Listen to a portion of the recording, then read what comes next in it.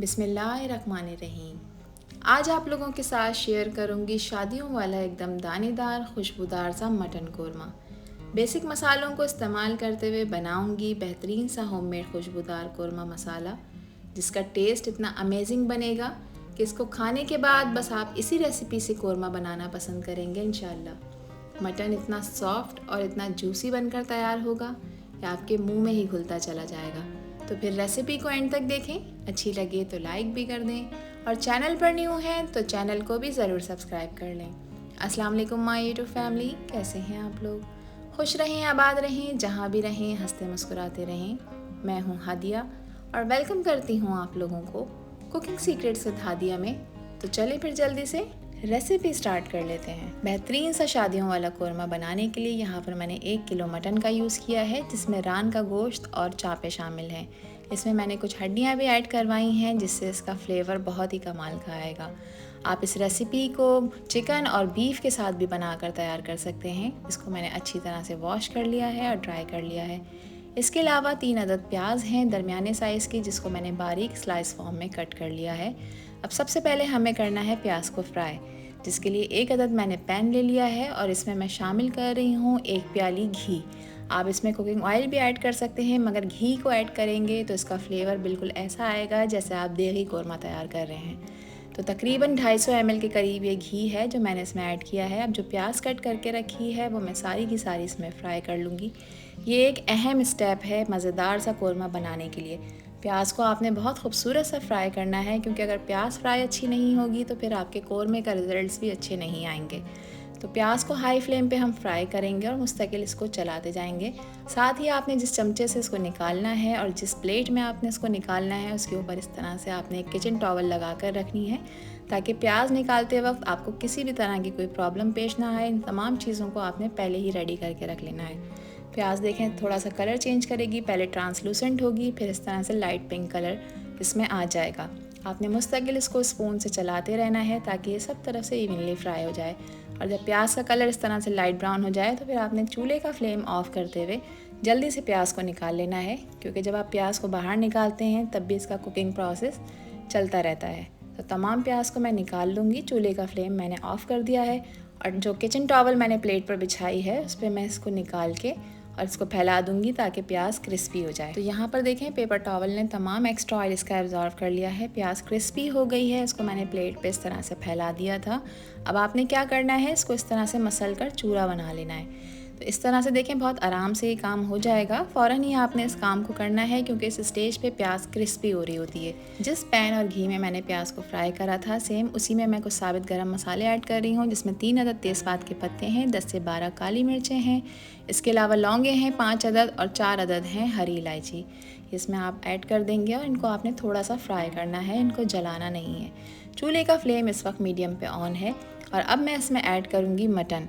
सारा का सारा इसमें ऐड कर देंगे और अब आपने चूल्हे का फ्लेम हाई करना है और मटन को अच्छी तरह से भून लेना है जब तक कि मटन का कलर इसमें ऑफ वाइट नहीं हो जाता।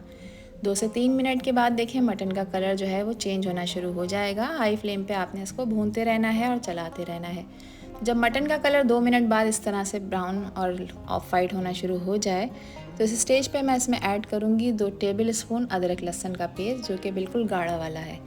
अब आपने इसको मज़ीद भूनना है, मज़ीद अच्छी तरह से ऑयल में इसको फ्राई करना है ताकि इसकी हीक और इसका कच्चापन ख़त्म हो जाए, क्योंकि किसी भी तरह के कच्चे गोश्त में एक हीक होती है, एक स्मेल होती है जिसको आपने लाजमी ख़त्म करना होता है। यहाँ पर देखें मटन बहुत अच्छी तरह से फ्राई हो चुका है। 4 से 5 मिनट हो गए हैं इसको भूनते हुए। तो अब मैं इसमें कुछ स्पाइसेस ऐड करूँगी। सबसे पहले 1 टेबल स्पून मैं नमक ऐड करूँगी। आप अपने टेस्ट के अकॉर्डिंग ऐड करिएगा, कम या ज़्यादा जितना आपको पसंद हो। इसके अलावा 1 टेबल स्पून इसमें लाल मिर्च का पाउडर ऐड करूँगी और 1 टेबल स्पून इसमें ऐड करूँगी कश्मीरी लाल मिर्च। ये तीखी नहीं होती मगर इससे खूबसूरत कलर आता है कोरमे में। इसके अलावा ऐड करूँगी इसमें 2 टेबल स्पून धनिया पाउडर और ऐड करूँगी इसमें हाफ़ टी स्पून हल्दी। हल्दी को सिर्फ हाफ़ टी स्पून आपने ऐड करना है, वरना फिर पीले रंग का कोरमा बनकर तैयार होगा। बस ये अभी तमाम स्पाइसेस को भी आपने भून लेना है 2 से 3 मिनट तक। जाहिर सी बात है स्पाइसेस कच्चे हैं तो इनकी भी एक हीक होती है। तो यहाँ पर आप देखें स्पाइसेस को मैं भून रही हूँ और जो कोट हो रहे हैं बोटियों के ऊपर, तो कितना खूबसूरत सा कलर कोरमे पे आता जा रहा है। सेम इन्हीं स्टेप्स को फॉलो करते हुए इस रेसिपी को आप बीफ और चिकन के साथ भी बनाकर तैयार कर सकते हैं। यहाँ पर देखें मसाले भुन चुके हैं अच्छी तरह से। अब इस स्टेज पे मैं इसमें ऐड करूँगी दही। दही 400 ग्राम मैंने लिया है, क्योंकि कोरमे में हम थोड़ा ज़्यादा दही डालते हैं ताकि इसकी ग्रेवी अच्छी बनकर तैयार हो। दही को मैं फेंटे बगैर ही इसमें ऐड कर रही हूँ, क्योंकि मैं दानेदार कोरमा बनाकर तैयार कर रही हूँ। तो दानेदार कोरमा बनाने के लिए आपने दही को ब्लेंड नहीं करना होता, क्योंकि इसमें दाने जो हैं वो दही और प्याज से ही बनते हैं। तो दही को भी मैं भून लूँगी 2 से 3 मिनट तक, और देखें ये थोड़ा सा पानी रिलीज़ करेगा। अब हमें मटन को गलाना है, तो मैं पैन में इसको गला रही हूँ। तो 2 गिलास पानी ऐड कर रही हूँ। अगर आप प्रेशर कुकर का यूज़ कर रहे हैं तो फिर आपने 1 गिलास पानी ही इसमें ऐड करना है। इसमें हम बॉयल लेकर आएंगे और बॉयल लाने के बाद इसको कवर करेंगे, और कवर करने के बाद लो फ्लेम पे हम इसे 40 मिनट्स तक पकाएंगे। हमें मीट को 80% तक गलाना है। खुशबूदार बेहतरीन सा कोरमा मसाला तैयार कर लेते हैं, जिसके लिए 1 टीस्पून ली है मैंने काली मिर्चें, 1 छोटा टुकड़ा है जायफल का, 1 दालचीनी की स्टिक ली है और 1 बड़ी ली है काली वाली इलायची। इसके अलावा 1 छोटा टुकड़ा लिया है मैंने जावित्री का, 5 से 6 अदद लौंगे हैं, 1 टीस्पून है सफ़ेद ज़ीरा और 4 अदद हैं हरी इलायचियाँ। इन तमाम मसालों को पहले आपने थोड़ा सा ड्राई रोस्ट करना है, जब तक कि इसमें एक अच्छी सी खुशबू नहीं आने लग जाती। तो यहाँ पर मैंने एक फ्राई पैन ले लिया है। अब चूल्हे पे लो फ्लेम पे मैं इनको थोड़ा सा ड्राई रोस्ट कर लूँगी, क्योंकि इसका मॉइस्चर इसमें ख़त्म हो जाएगा। इस मसाले को आप ज़्यादा क्वान्टिटी में बना के स्टोर भी कर सकते हैं। तो मसालों को मैंने ड्राई रोस्ट कर लिया है। अब सारे के सारे जो इंग्रेडिएंट्स मैंने ड्राई रोस्ट करे हैं उनको मैं मिक्सी जार में ऐड करने के बाद इसको मैं ग्राइंड करूँगी और एक इसका फ़ाइन सा पाउडर बनाकर तैयार करेंगे। तो बहुत ही बेहतरीन सा ये खुशबूदार होममेड कोरमा मसाला बनकर तैयार है, बहुत आसानी के साथ। यहाँ पर देखें गोश्त को गलते हुए तकरीबन 40 मिनट हो चुके हैं। इसको चेक कर लेते हैं। जो पानी ऐड किया था वो भी थोड़ा सा खुश्क हो गया है और अभी भी इसमें पानी शामिल है। तो अब मैं चूल्हे का फ्लेम हाई कर दूँगी और गोश्त को चेक कर लूँगी। तो गोश्त को हमें 80% तक गलाना था और माशाल्लाह से गोश्त 80% गलकर तैयार हो चुका है। अब चूल्हे का फ्लेम मैंने कर दिया है हाई फ्लेम पे इसको मैं थोड़ा सा पकाऊंगी, ताकि इसमें जो आपको पानी नज़र आ रहा है वो थोड़ा सा ड्राई हो जाए। अब इस स्टेज पे मैंने जो प्याज चूरा कर रखी थी वो मैं ऐड करूँगी। प्याज को आपने इसी स्टेज पे ऐड करना है, पानी ड्राई होने के बाद ऐड नहीं करना, क्योंकि प्याज जैसी इसमें ऐड होगी तो इसका टेक्स्चर चेंज हो जाएगा। और जो कोरमा मसाला मैंने ग्राइंड कर रखा था वो भी मैं इसी स्टेज पे ऐड कर दूंगी, क्योंकि जो स्पाइसेस हमने इसमें ऐड किए हैं वो कच्चे हैं, उनको भी पकने की ज़रूरत है। तो वो सारा का सारा मसाला मैं इसी स्टेज पे ऐड कर दूंगी।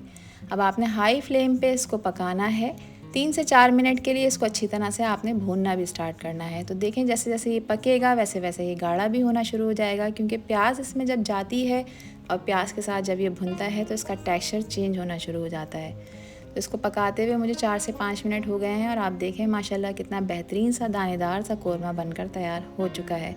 अब जो गोश्त में 20% कसर बाकी रह गई थी वो भी इस स्टेज पे पूरी हो जाएगी जब आप इसे भूनेंगे और थोड़ा सा मज़ीद पकाएंगे। हाफ ग्लास मैं इसमें पानी का ऐड कर रही हूँ, क्योंकि इसमें बेहतरीन सी ग्रेवी भी बना के तैयार करनी है। इसको ज़्यादा पतला नहीं करना, क्योंकि कोरमा जो है वो थोड़ा गाढ़ा ही अच्छा लगता है और हम देगी स्टाइल शादियों वाला कोरमा तैयार कर रहे हैं, तो इसको हमें थोड़ा गाढ़ा रखना है।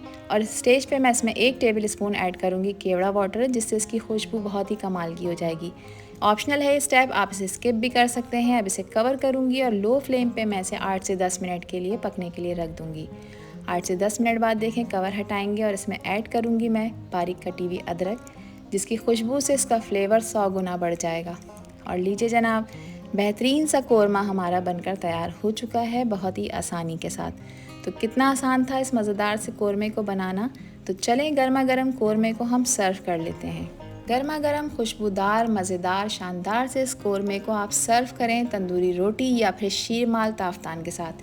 बिलीव मी, खाकर आपको मज़ा आ जाएगा। सेम इसी स्टेप को फॉलो करते हुए आप 5 किलो तक का कोरमा आराम से बनाकर तैयार कर सकते हैं। बस स्पाइसेस की क्वांटिटी को आपने बढ़ाते जाना है। अब एक बोटी मैं आपको तोड़ के भी चेक करा देती हूँ कि देखें मटन कितनी अच्छी तरह से गल चुका है और मक्खन मलाई की तरह सॉफ्ट हो चुका है। तो अगर इस रेसिपी से कोई पहली दफ़ा भी कोरमा बनाकर तैयार करेगा तो बिलीव मी एकदम शादियों वाला देगी स्टाइल परफेक्ट कोरमा बनकर तैयार होगा। तो रेसिपी ट्राई करें और अपना फीडबैक मुझे लाजमी शेयर किया करें कि आपकी रेसिपीज़ कैसी बनती हैं। मैं उम्मीद करती हूँ कि ये रेसिपी और वीडियो आप लोगों को पसंद आई होगी। पसंद आई हो तो कमेंट सेक्शन में अपना प्यारा सा फीडबैक मुझे लाजमी शेयर करिएगा। आपसे फिर मिलूंगी इंशाल्लाह एक न्यू वीडियो में एक न्यू रेसिपी के साथ। जब तक हादिया को दीजिए इजाज़त। अपना बहुत सारा ख्याल रखिएगा, अपनों का भी ख्याल रखिएगा और मुझे भी अपनी प्यारी दुआओं में याद रखिएगा। अल्लाह हाफिज़, अल्लाह निगहबान।